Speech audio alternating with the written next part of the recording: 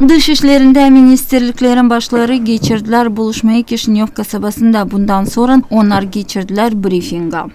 Sizin vizitiniz Kişinöv'a bu açık nişanınız hem Latviya tarafından büyük tutturmak. Şükrederiz sizi yardım için hangisine Moldova kabledir halis Latviyadan hem Avrupa Birliği'nin yardımının 30 yılın içinde. Mahsus koronavirüsle güreşmek hem bağışış gibi verilmiş aşılar için. Avrupa integrasyası bu başta bizim hükümete dini. Bu soruçlardan kare biz baktık başka soruçlara da hem iki taraflık bağlantıları. Bize kavi bağlantılar bu. Yakınlarda biz anlaştık başarma anlaşmaları hem imzalama onları bizim devletin aralarında sosyal uğrunda. Anlaştık ki Moldova'nın araba dokumentleri kabul edilsinler Latviya'da. İnsanlara angıları yaşarlar bu devlette. Biraz laf ettik Pridnestrovya kavgasının çözülmesi için. Bugünlerde bizim ministerlikler, kolegalar, başlayıcılar giriştirme o anlaşmaları angıları için büyün gittiler.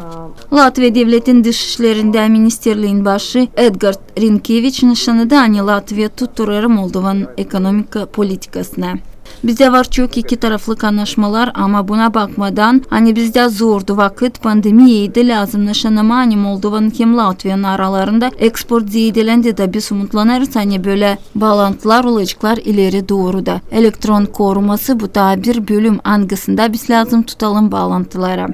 Getirici saklığınıza Latviya'nın yabancı işlerinde ministrosu Edgars Rinkevič bulundu iş vizitinin Kişinöv'da Harman ayın 16'sından 18'inden teklif etti onu bizim devlet Moldova devletin premier ministrosu hem dışişlerinde ministrosu Niko Popescu. Zinaida Kontsert, Tatyana Stavilova, Alexey Gerchuk, RT Haberler.